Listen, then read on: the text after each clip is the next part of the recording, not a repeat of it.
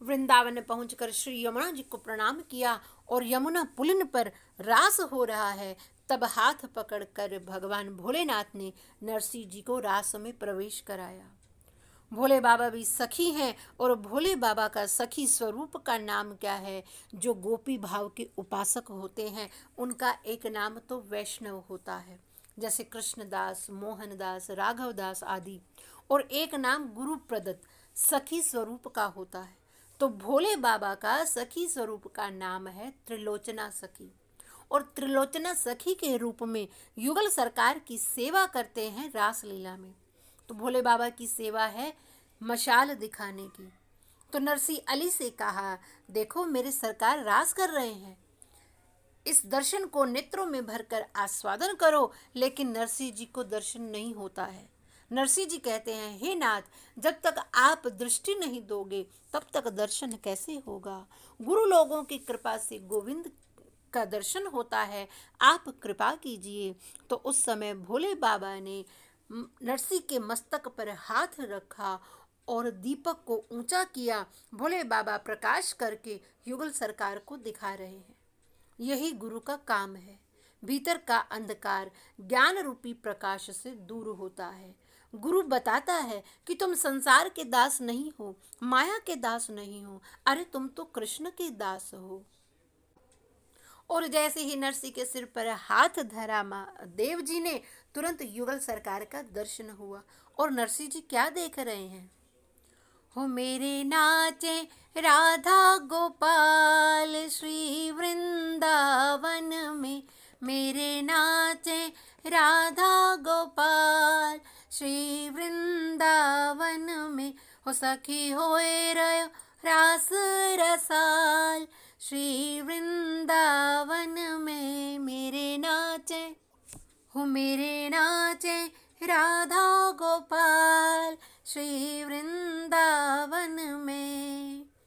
कौन के मुख पे बाजे मुरलिया, कौन की पायल रसाल श्री वृंदावन में, कौन की पायल रसाल श्री वृंदावन में। मेरे नाचे राधा गोपाल श्री वृंदावन में। मोहन के मुख पे बाजे मुरलिया, मोहन के मुख पे बाजे मुरलिया, श्री जी की पायल रसाल श्री वृंदावन में। बजे श्री जी की पायल रसाल श्री वृंदावन में। मेरे नाचे राधा गोपाल श्री वृंदावन में। कौन बजावे कौन सखी गावे, कौन बजावे कौन सखी गावे, कौन दिखावे मशाल श्री वृंदावन में, कौन दिखावे मशाल श्री वृंदावन में। ललिता बजावे विशाखा गावे, ललिता बजावे विशाखा गावे, भोले बाबा दिखावे मशाल श्री वृंदावन में। भोले बाबा दिखावे मशाल श्री वृंदावन में। मेरे नाचे राधा गोपाल श्री वृंदावन में। नारायण शंकर की कृपा ते, नारायण शंकर की कृपा ते, नरसिंह जी हो गए निहाल श्री वृंदावन में। नरसिंह जी हो गए निहाल श्री वृंदावन में। मेरे नाचे राधा गोपाल श्री वृंदावन में। सखी होए रयो रास रसाल श्री वृंदावन में। तो भोले बाबा जो त्रिलोचना सखी बने हुए हैं, नरसिंह जी को भी मशाल दिखाने की सेवा दे दी। और नरसिंह जी इतना मगन हो गयो रास में कि वह मशाल सु नरसिंह जी रो हाथ जले। पर नरसिंह जी ने कोई खबर ही नहीं। नरसिंह जी तो आनंदू रास करे। पर राधा रानी जी की दृष्टि नरसिंह जी पे गई। राधा रानी कहे ई भक्त रो हाथ जले और भगवान मगन है नाचन में। राधा रानी कहे प्रभु थारो भक्त रो हाथ जले और थाने कोई चिंता ही नहीं, खबर ही नहीं। जिन भक्त माते राधा रानी इशारो कर देवे कि या भक्त है, फिर भगवान ने अपनानो ही पड़ी। भगवान दौड़िया गया और नरसिंह जी रा हाथ अपने पिताम्बर में छिपा लियो और जब हाथ बारे निकालिया तो हाथ एकदम कुशल, जने कुछ होयो ही नहीं। पर अब ठाकुर जी कहे कि भक्त तू कौन है? जिंदा मनुष्य तो अठीने आ सके नहीं, तू अठीने कहीं आयो? नरसिंह जी कहे इनसे बूझो। महादेव जी री कनी इशारा कर दियो कि यो लाया माने।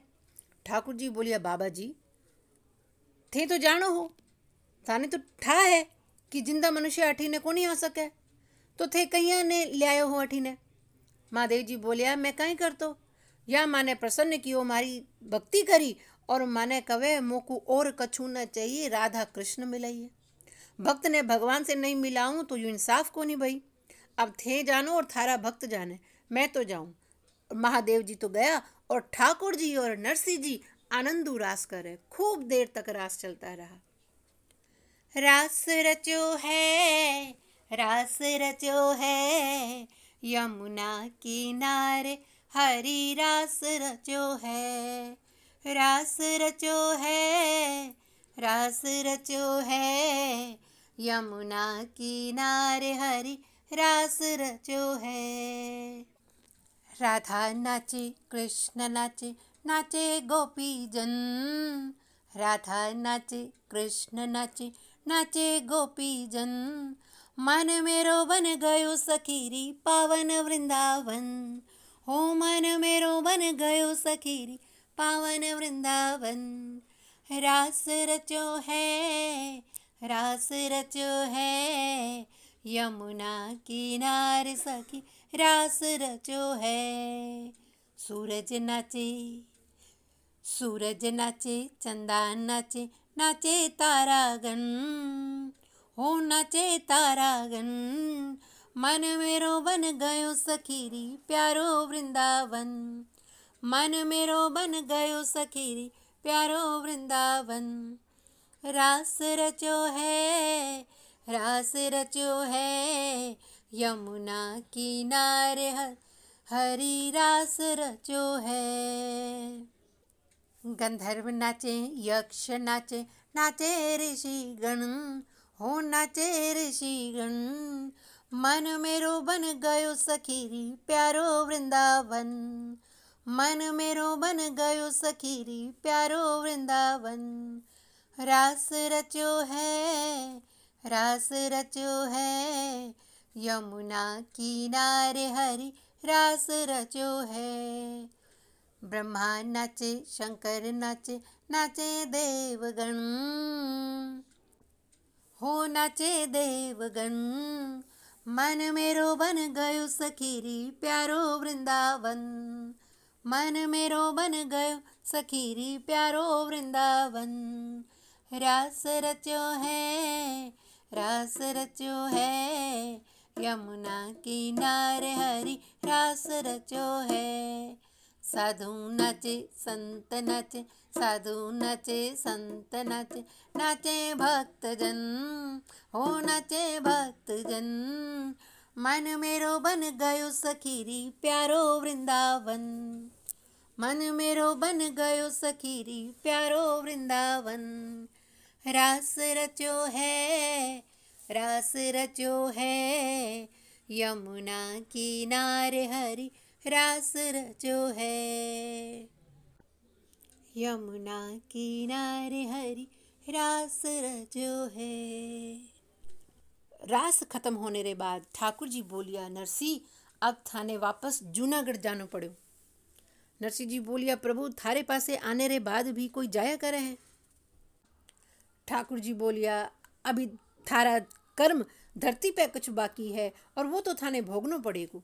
मैं नियम ने नहीं तोड़ सकूँ हूँ, अभी तो थाने जानो पड़ी। और भगवान नरसिंह से क्या कहते हैं? गेह में निवास की जो भक्ति परिवार संग, देख देख प्रेरणा जगत ते तो पावे गो। घर घर और जन जन में भक्ति को प्रचार होवे, गुर्जर को दंभ और पाखंड नसी जावे गो। तो ठाकुर नरसिंह जी को कहते हैं कि तुम घर जाकर अपनी गृहस्थी बसाओ और परिवार के संग भक्ति करो और घर घर में जन जन में मेरी भक्ति का प्रचार करो, तो गुजरात के दंभ और पाखंड सभी नष्ट हो जाएंगे। तो नरसिंह जी ने कहा, प्रभु गृहस्थी तो बहुत बड़ा जंजाल है, मैं कैसे निभा पाऊंगा? कितनी अड़चने, कितनी बाधा, कहीं काम क्रोध लोभ की खाई है, कैसे गृहस्थ के सागर को मैं पार करूंगा? नाम प्रचार के लिए भेज रहे हो तो क्या गृहस्थी होना जरूरी है? तो भगवान कहते हैं, देखो नरसिंह, इस समय वे संत तो बहुत हैं जो विरक्त होकर नाम का प्रचार कर रहे हैं, लेकिन ऐसे भक्त की जरूरत है जो गृहस्थ में होकर भजन करके दिखाए। क्योंकि मुझे गृहस्थ भक्तों के आगे आदर्श रखना है। और देखो, गृहस्थाश्रम बंधन का कारण नहीं है, बंधन का कारण तो मोह है। यदि गृहस्थी ये मान ले कि गृहस्थी मेरी नहीं है, ये ठाकुर जी की है, सब कुछ तो ठाकुर जी का ही है और ठाकुर जी हमारे हैं, और जब ठाकुर जी को भी जन्म लेना होता है तो गृहस्थी को ही चुनते हैं, तो गृहस्थी धन्य हो जाती है। तो ठाकुर जी कहते हैं, हे नरसिंह, मेरी आज्ञा है, गेह में निवास की जो भक्ति परिवार संग, देख देख प्रेरणा जगत ते ते पावे गो। घर घर और जन जन में भक्ति को प्रचार होवे, गुर्जर को दंभ और पखंड नसी जावे गो। तो नरसिंह जी ने कहा, प्रभु गृहस्थी में बहुत बाधाएं आएंगी, कभी कोई अभाव तो कभी कोई अभाव, मैं उन बाधाओं को दूर करने में लग जाऊंगा तो भजन नहीं होगा। भगवान ने कहा, वो जिम्मेदारी मेरी। नरसिंह, तुझ पे संकट तो पीछे आएगा, पहले मैं निवारण करने के लिए तेरे सामने उपस्थित हो जाऊंगा। तो नरसिंह ने कहा कि प्रभु मैं आपको बुलाऊंगा कैसे, अपना दुख मैं आपको कैसे बता पाऊंगा। तब ठाकुर जी ने नरसिंह जी को प्रसाद दिया। प्रसाद में नरसिंह जी को अपना एक मोर पंख दिया, हाथ में करताला दी, तुलसी री माला गले में डाली और पांव में घुंघरू बांध दिया, और नरसिंह जी ने केदार राग दियो। और ठाकुर जी बोलिया कि नरसिंह, तू जद भी केदार राग गावसी, मैं चाहे कोई भी काम करूं झट थारे पासे आ जाऊं। और आशीर्वाद लेर नरसिंह जी धरती पर वापिस आई गयो। तो महाराज नरसिंह जी सबसे पहले अपने घर आया। गांव वाला सब कहे, देख रही थारा देवर वापिस आई गयो, एड़ो बाबा जी बनन आयो है, घुंघरू बांध कर ताल लेर नाचतो गावतो आयो है। भुजाई कवे बड़ो होशियार है, सोचा कि इहाँ तो राखे कोनी, बाबा बनियो तो इन्हें राखना ही पड़ियो।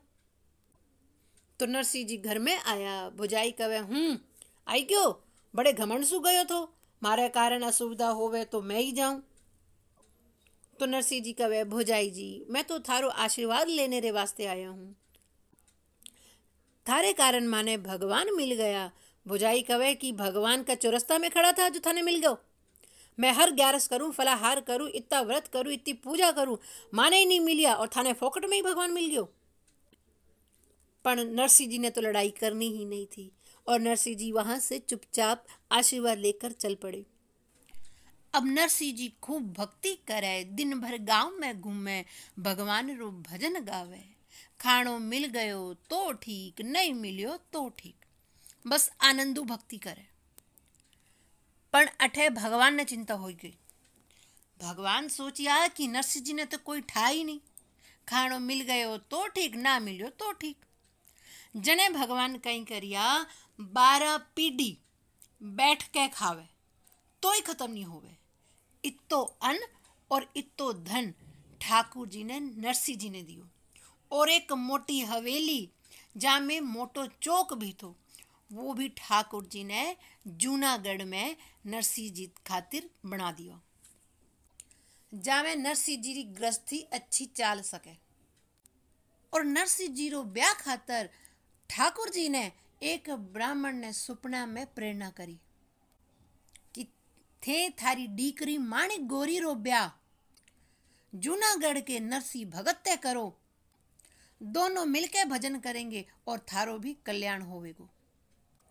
तो महाराज नरसिंह जी रो ब्याह भी हो गयो, संतान भी हो गयो, और नरसिंह जी री गृहस्थी की सारी व्यवस्था ठाकुर जी ने करी। पण नरसिंह जी ने कौन समझ सके? 12 पीढ़ी बैठ के खावे तो ही खत्म नहीं होवे। इतो अन्न और इतो धन नरसिंह जी ने 12 महीना में ही खत्म कर दियो। 1 महीना में ही एक पीढ़ी निकाल दी। अब नरसिंह जी ने इतो धन कहीं खत्म करियो?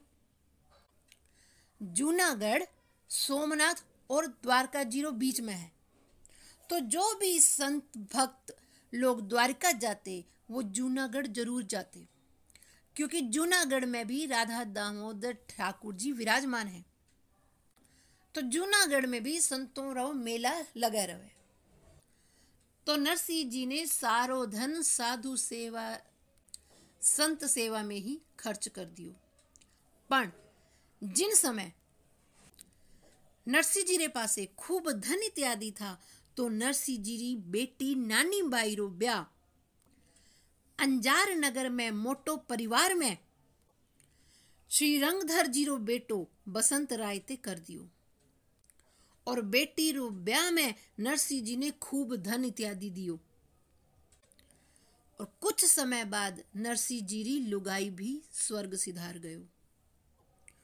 और अठे नानी बाई री बेटी भी होई गई और बेटी रो ब्याह भी मर गयो। पण नरसिंह जी ने कोई खबर ही नहीं। आठी ने नानी बाई रो बेटी रो ब्याह मर गयो। नानी बाई रा ससुरो श्री रंगधर भारी उत्सव मनायो, सबनो न्योतो दियो, पण नरसिंह जी ने न्योतो ही नहीं दियो।